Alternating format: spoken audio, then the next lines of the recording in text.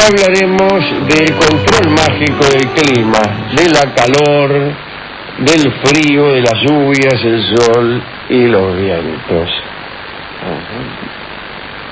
Hay muchas personas que han tratado de controlar el clima, que como se ha visto nunca, o casi nunca, es del todo favorable a los seres humanos. Los que estamos aquí en el Bauen lo comprendemos. Incluso yo he pedido a las autoridades que se abstengan de prender el aire acondicionado para que esta charla surta un mejor efecto.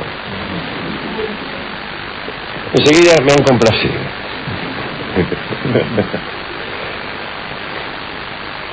Yo recuerdo que algunos decían que el músico de Palermo, Ives Castañino, tenía la particularidad de tocar el tango El Aguacero y hacer llover.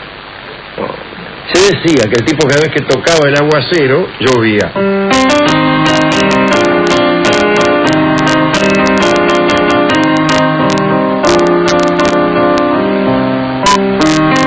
Bueno, él lo tocaría con otro arreglo, porque no llueve.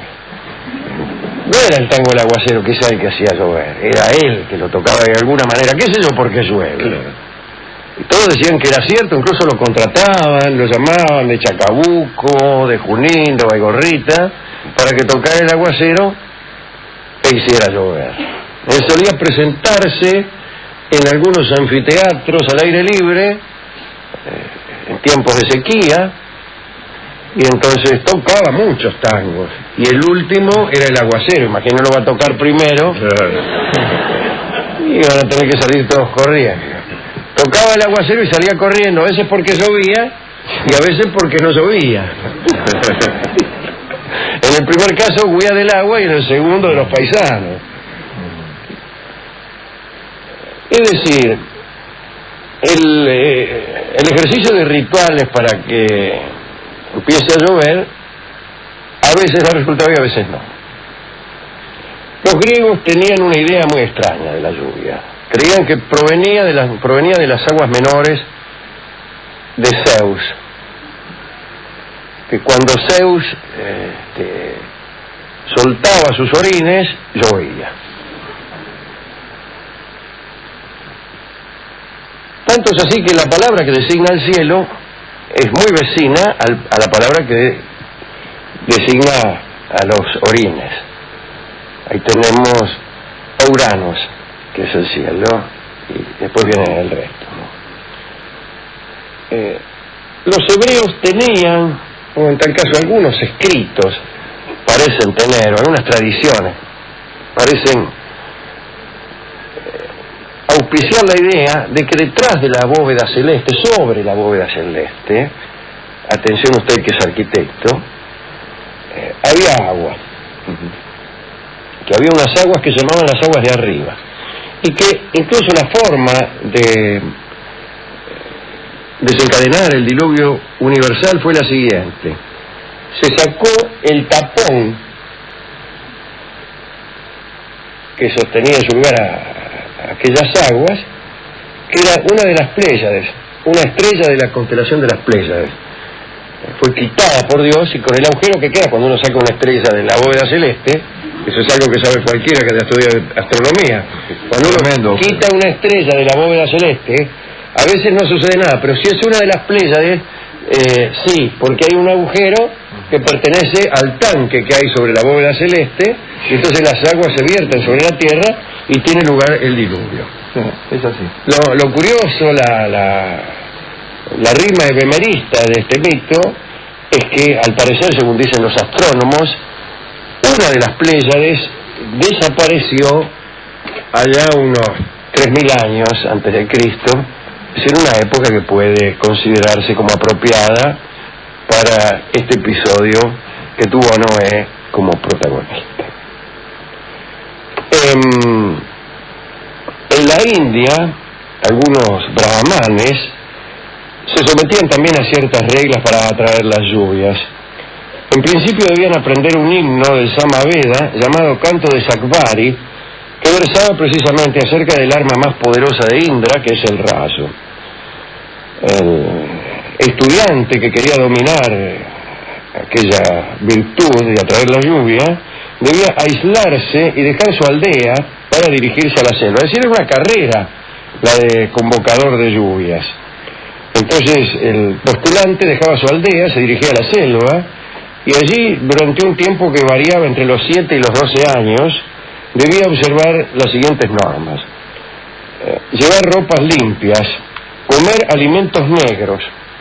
¿Y qué alimento es negro, por ejemplo? A ver, vamos a jugar a nombrar alimentos negros. Negros. Esos fideos que le dan ahora, esos ravioles negros, ¿vio? Ravioles negros. Nunca vi ravioles negros. Nunca vi alimentos negros. Y los fideos, Fideo a la tinta negra, no sé. Con tinta de calamares. Algo de ello. Con tinta de Calamaro. Cualquiera de ellos. Bien, el caso es que este hombre, porotos negros. Bien. Si llovía no debía refugiarse bajo un techo, nunca debía cruzar una corriente de agua sin tocarla, y le estaba prohibido navegar, y además tenía que cantar ese himno que hemos dicho que se aprendía en el canto de Sakvari todos los días. Al que seguía aquellos preceptos, le bastaba con desear la lluvia para recibirla. El tipo deseaba la lluvia, y la recibía. Desear, si tener esta propiedad de que el deseo se convierta automáticamente en su satisfacción, parece una bendición y puede ser una maldición. Si usted no tiene nada más que para la lluvia, bueno, fenómeno. Pero recuerdo la piel de zapa, ¿no? Pero imagínese a alguien que tuviera esta desgracia, al que todo deseo se le cumpliera inmediatamente. Y sería difícil, ¿no?, controlarse. Y además, al cabo, ese tipo padecería una saciedad insoportable. El deseo requiere una atención. Si usted no tiene una atención, no hay goce. El deseo que se cumple inmediatamente no te da tiempo a desear. Ay, cómo me gusta saber. Y cuando el amor es la atención, dura desde que algo te gusta hasta que te lo comiste. Se llama el deseo y es lo mejor que hay en la vida. Si usted elimina eso, si la cuerda se convierte, si el segmento se convierte en un punto, yo la amo. Aparte, si esa satisfacción del deseo es tan tremendamente insoportable, lo más probable es que en un momento desee morir y lo logre. Está bien vivir. Está bien, claro. Está bien. Pero es que es una cuestión geométrica. El deseo debe ser un segmento, no muy largo tampoco. Porque si el deseo es una semirrecta, también es insoportable. Es un deseo que nunca se cumple. Lo peor que le puede pasar a un deseo es cumplirse siempre o no cumplirse nunca. Bien, pero no importa. Estos tipos, sin hacer esa clase de consideraciones, después de todo lo que querían ellos era que lloviera, ¿no? Les bastaba desearlo para que lloviera. Los hombres de Egyu, un distrito de Abisinia, el lugar que ahora se llama Etiopía, ¿no?, acostumbraban a trabarse en sangrientas peleas unos con otros, aldea contra aldea, durante una semana entera todos los meses de enero. Procuraban gestar un derramamiento de sangre para que aparecieran las lluvias. Ellos creían que la sangre derramada producía lluvia, entonces en enero, que sería, me imagino yo, un mes seco en Abisinia, se mataban para que lloviera.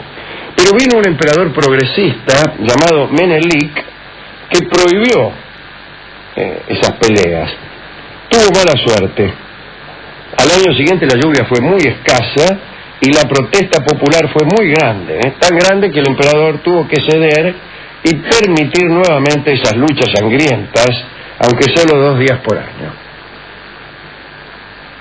Eso se llama cultura popular. Sangrar para producir lluvias era un procedimiento común en muchas civilizaciones, de todos modos, ¿no? Los profetas de Baal se cortaban con cuchillos conforme al mismo principio. Cuanto más sangre brote, más lluvia caerá. Entre los griegos hemos hablado no hace mucho aquí de Salmoneo, un rey de Elis, que Elis allí donde Pirrón, ¿no? aquel filósofo amigo nuestro. El rey de Elis imitaba el ruido del trueno arrastrando vasijas de bronce con su carro y al mismo tiempo arrojaba tizones encendidos para imitar a los relámpagos. En verdad lo que hacía era imitar a Zeus, el príncipe de los dioses, ¿no? El dueño del trueno y del relámpago. Te tiraba un tizón, un rayo. Arrastraba una escupidera, un trueno, y así. Además Salmoneo decía que él era el mismo Zeus y se hacía ofrendar los mismos sacrificios que el príncipe del Olimpo. Entre los habitantes de Tesalia y Macedonia, cuando la seca se prolongaba demasiado, se acostumbraba a desnudar a una muchacha. Ay, me está gustando, ¿Cuánto hace que no llueve? Decían cada rato. Pero después la vestían de nuevo, la vestían de pies a cabezas con hojas, hierbas y flores. Disfrazada así, la llamaban la Dodola, mitad porque estaba vestida con flores y hojas, y la hacían recorrer el lugar al frente de otro grupo de muchachas que no se aclara si estaban desnudas o vestidas con hojas. Se detenían en cada puerta y bailaban, y los dueños de casa debían responder tirándoles agua, como en época de sequía, encima con payasadas que agotan la poca agua que tenemos. En las afueras de Roma, cerca de un templo de Marte, se conservaba una piedra conocida como lapis manalis, y en época de sequía se la llevaba a Roma y se la mojaba. No a Roma, sino a la piedra. Se suponía que así se produciría la lluvia inmediatamente. Algunas veces llovía y otras veces no. Es decir que el efecto de esta piedra milagrosa era milagroso a veces y a veces no. Los chinos estaban convencidos de que si los cadáveres humanos no se enterraban, las almas el alma del cadáver sentía la molestia de la lluvia, que el cadáver insepulto se molestaba si le llovía encima, como si estuviera vivo. Y entonces parece que cuando sucedía eso, cuando había un cadáver insepulto, el alma del cadáver y otras almas detenían la lluvia. Esto les llevó a pensar que cuando había lluvias excesivas no estaba mal dejar algunos cadáveres sin sepultar para detener el aguacero. Y así lo hacían, es la ciencia eso. Pero otras veces hacían otras cosas. Supongamos que deseaban lluvia los chinos, no que parara, porque veo como es uno. Cuando llueve quiere que pare y cuando no llueve quiere que comience la lluvia. Cuando la lluvia era deseada, los chinos hacían un enorme dragón de madera y papel y lo llevaban en procesión. Ahora, si no llovía, el dragón era insultado, me parece a mí que con toda razón. Y lo hacían pedazos, lo rompían al dragón. Otras veces amenazaban y pegaban a la figura de los dioses y hasta llegaban a despojarlos de su categoría. Los descendían a dioses de primera B y aún primera C. Si sucedía lo contrario, es decir, si llovía, el dios era promovido a una categoría superior, siempre por decreto imperial. Es decir, era el emperador el que estaba por encima de los dioses. Sí, claro.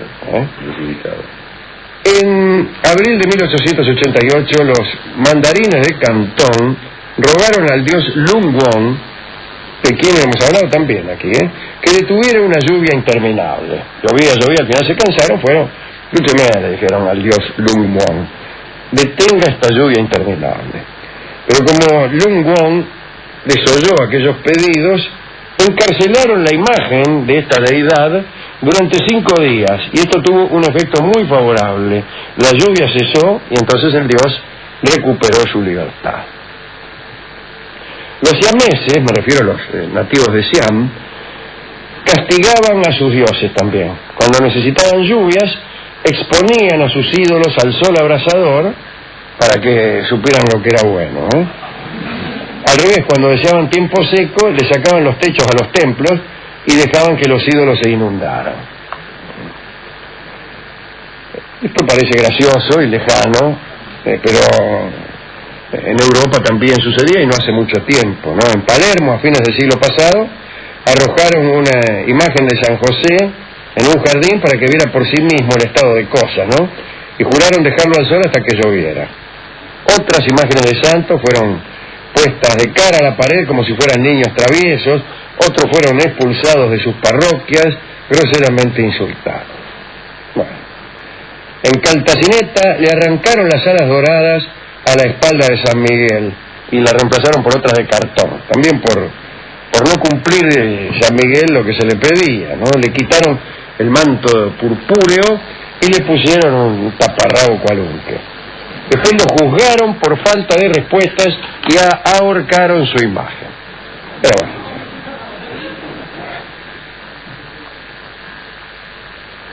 Los griegos creían que el sol transitaba en su carro por el cielo.